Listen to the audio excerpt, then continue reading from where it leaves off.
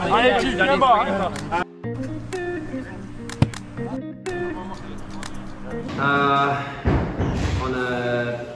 On est un peu disappointed quand on est pas le mauvais parce que on donne le point dans le premier mi-temps trop facilement pour eux.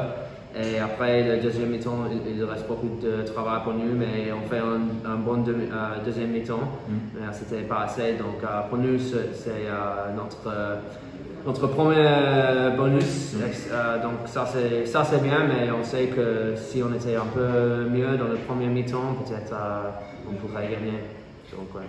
Comment tu expliques, how do you explain les deux visages, the two faces, que montre Montauban in first period no Montauban and in the second a better Montauban. How do you explain that?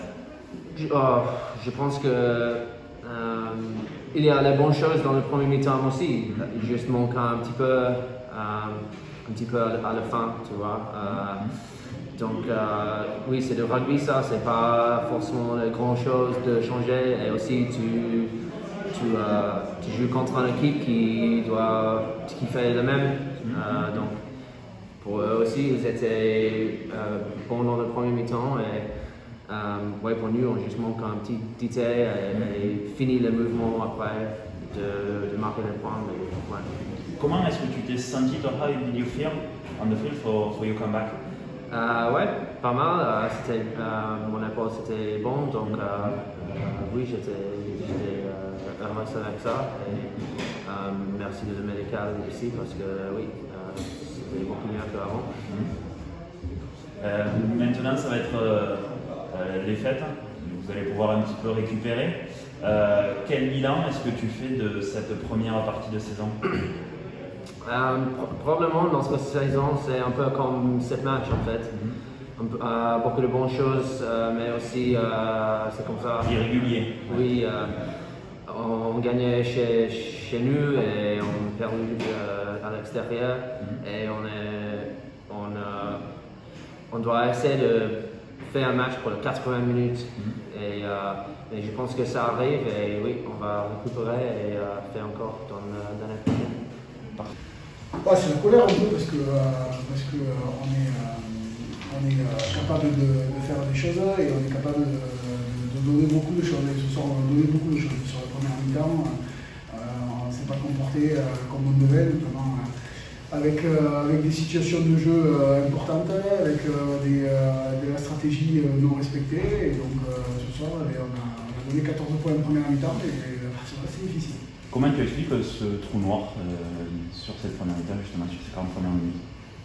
Je crois qu'on fait des erreurs individuelles qui enchaînent de grosses boulettes collectives. Je crois qu'on ne fait pas assez d'efforts dans certaines situations de repli, de replacement, de soutien au porteur de balle et c'est ce qui nous est pénalisé sur le match. Après, on prend trop pénalité sur les, alors qu'en sur le mi-temps, on prend 3 pour nous. Voilà, donc ça c'est un peu difficile en tout cas à comprendre sur le match, même si il y en a 11 pénalités ou 10 pénalités à la mi-temps, donc trop pénalisé, trop indiscipliné et trop d'erreurs, trop d'approximations pour espérer tourner à la mi-temps avec un score favorable. Malgré tout, il y a une réaction en seconde période qui vous permet d'arracher le premier bonus défensif de la saison. C'est sur ça qu'il va falloir s'appuyer pour préparer la suite du championnat aussi, cette réaction? Je crois que l'équipe n'est pas encore mature pour gagner à l'extérieur, en tout cas je peux dire que ça.